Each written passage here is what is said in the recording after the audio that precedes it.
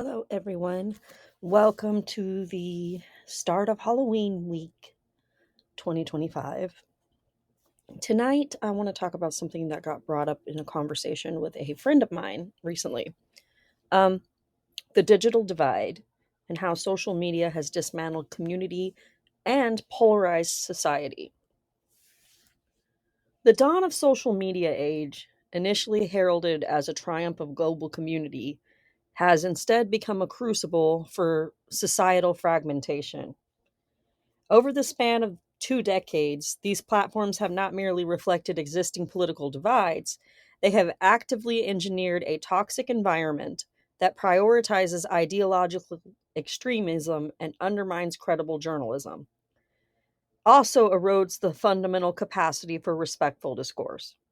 The result is a profound social pathology where superficial parasocial connection have supplanted meaningful real world community ties, leaving an increasingly polarized and volatile public sphere. So, this is an architecture of division. The foundational flaw lies in the algorithms. Designed to maximize user engagement, these systems inevitably promote sensationalism, outrage, tribalism, contention, because such content is the most shareable. This mechanic acts as an accelerant for extremist ideologies, particularly on the right, by feeding users an unending stream of content that validates and intensifies their indignation. This process creates echo chambers that function not as a forum for discussion, but as ideological reinforcement machines, effectively cutting off any exposure to nuanced or opposing viewpoints. Simultaneously, this digital ecosystem has proven devastating to free media. By siphoning off the advertising revenue that traditionally funded independent journalism, social media platforms have weakened the professional institutions responsible for factual reporting and public accountability. In their place, they allow misinformation and propaganda to spread instantly and virally, often eclipsing legitimate news sources and further distorting the collective understanding of reality. Then comes the erosion of authentic connection. Perhaps the most insidious damage is the fundamental alteration of human interaction. Humans are not intrinsically hardwired for reflexive hatred. Genuine antipathy is typically a product of experience or ideological conditioning, it's not a default state. The social media spiderweb, however, exploits the human desire for belonging by substituting deep intrapersonal connections with fleeting, shallow, parasocial ones.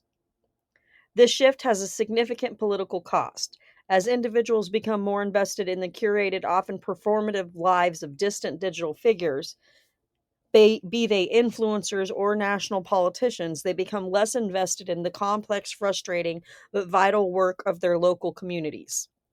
Civic engagement and the direct impact of local policy lose relevance when compared to the immediacy of online drama.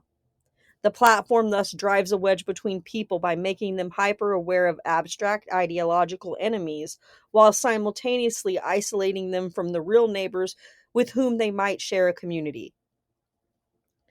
The chilling effect on discourse, finally, is the nature of digital interaction has virtually eliminated the possibility of civil debate. The omnipresent risk of surveillance, shaming, and digital pylons has a profound chilling effect. People stop trying to talk to one another in respectful discourse because the incentive structure rewards hostile performances over thoughtful dialogue.